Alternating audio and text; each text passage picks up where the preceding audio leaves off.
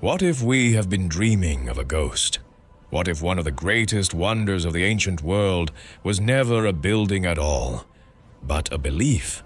A story told so many times, by so many voices, carried across deserts and seas, translated and mistranslated, polished by awe and repetition, until the world simply agreed it must have been true. We see it instantly, don't we? A mountain of green rising out of a sea of sand, stone terraces draped in vines, water spilling in silver curtains from level to level, a forest floating against the sky. It feels real because we want it to be real. But when we look closer, when we strip away the romance and peer into the dust, we find that we may be searching for something far more fragile than stone. We are looking for a gift built for a woman whose voice history never recorded. A princess displaced. A queen remembered only as a footnote to a man's glory. Her name, they tell us, was Amytis. To find the gardens, we must first find her. Amytis came from Media, a land utterly unlike Babylon. A land of jagged black mountains and narrow valleys, where mist coils through the air at dawn. A place where forests cling to slopes and rain falls with purpose, where water sings as it moves, instead of vanishing into dust. The air there tastes of pine and snowmelt. The nights are cool. The land breathes. When she wed Nebuchadnezzar II, the most powerful man on earth, she didn't just leave her home. She crossed into a different reality. Babylon was magnificent, yes. Its walls were said to be wide enough for chariots to race upon.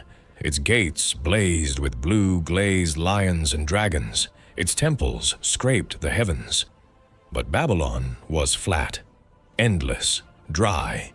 To a woman raised among mountains, it was a furnace. They say she climbed to the highest roof of the palace and looked out over the plains and wept. She wept not for lost power or lost status, but for shade, for the smell of wet earth, for the sound of falling water that once followed her into sleep. Imagine the king watching her. A man who had crushed cities into silence. A man who tore down Jerusalem and bent empires to his will. A man who stamped his name onto millions of bricks so that the future would never forget him. And yet, before this one woman, he was powerless. All his gold could not buy a single mountain breeze. So he resolved to do the impossible. If she missed the mountains, he would build them. If she missed the forest, he would raise it from stone. If the desert refused life, he would command life to defy the desert. He decided to rewrite the laws of nature. The ancients tell us the gardens rose like a stepped theater, tier upon tier of stone, each level receding upward toward the sun. 400 feet on each side, they say, a mass so vast it challenged the horizon itself. Vaulted arches of brick and bitumen carried impossible weight. Above them lay deep beds of earth, thick enough to anchor the roots of towering trees, cedars, palms, fruit-bearing vines, a living mountain in the heart of dust. But wonder alone cannot keep a forest alive. Babylon knew drought. Some years, the skies simply refused to open. And so the gardens, if they existed, were not just beauty, they were engineering. This is where the miracle becomes a machine. Greek writers speak of hidden devices buried deep in the foundations, of massive screws long before Archimedes would give them his name, cast in bronze and turned endlessly by human labor. Water stolen from the Euphrates was forced upward, defying gravity, climbing stone veins in the dark. As it rose, it cooled the air. As it flowed, it whispered life. To protect the palace below, the builders layered the terraces with reeds, asphalt, and sheets of lead, an ancient waterproof skin to hold back rot and ruin. It was audacious, blasphemous even. A declaration that human will could rival the gods. A paradise powered by sweat and shadow.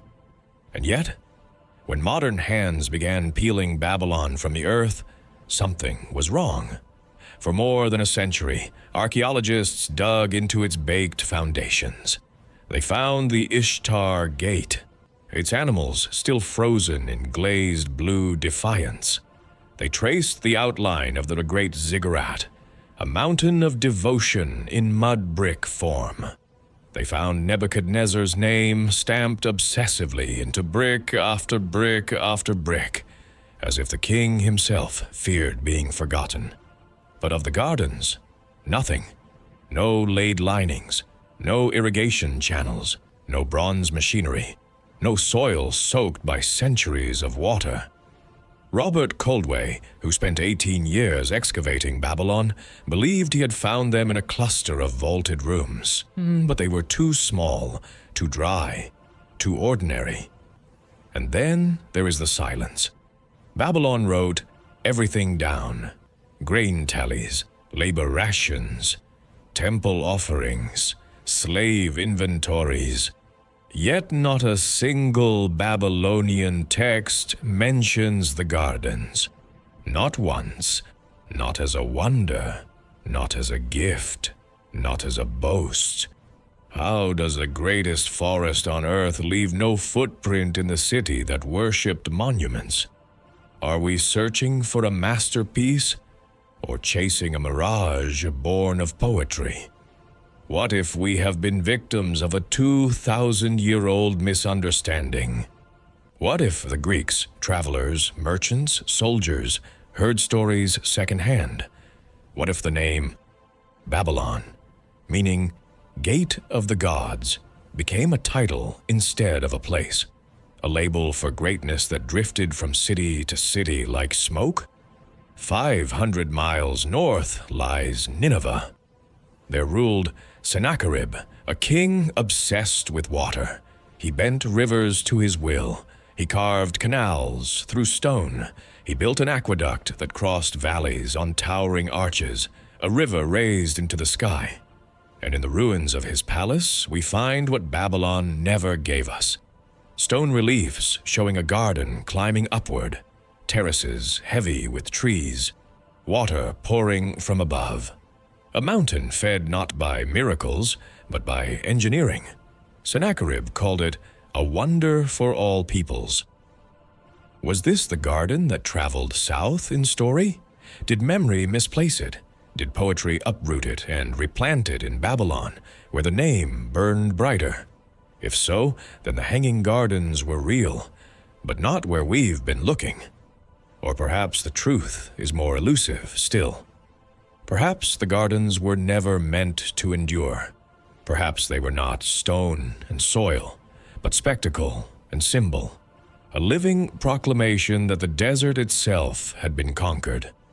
Or perhaps they were a dream shared across cultures, a reminder that even in the harshest landscapes, humans imagine green.